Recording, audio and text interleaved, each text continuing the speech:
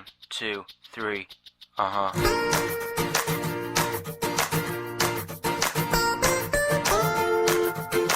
Yeah,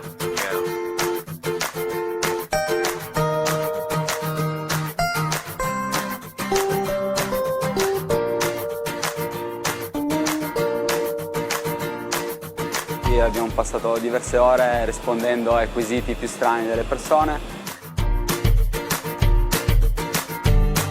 Non pensavo che dietro un occhiale sia tante persone che lavorano.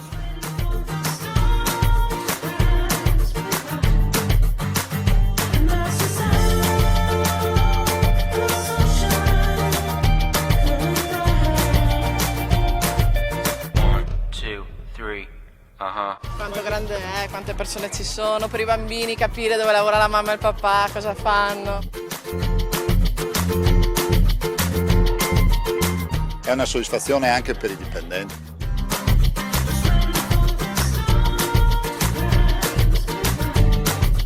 Si rimane proprio così, occhi spalancati, bello bello.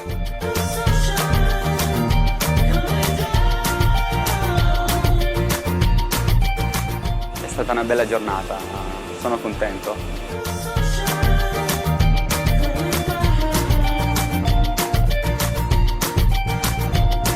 Direi una giornata di grande successo.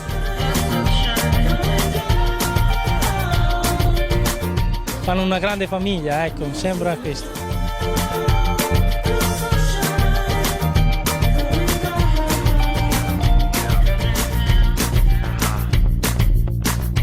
È proprio un esempio, secondo me, di imprenditoria che va d'accordo un po' con la filantropia, perché la filosofia di Del Vecchio è riconosciuta e deve essere anche apprezzata e magari forse seguita.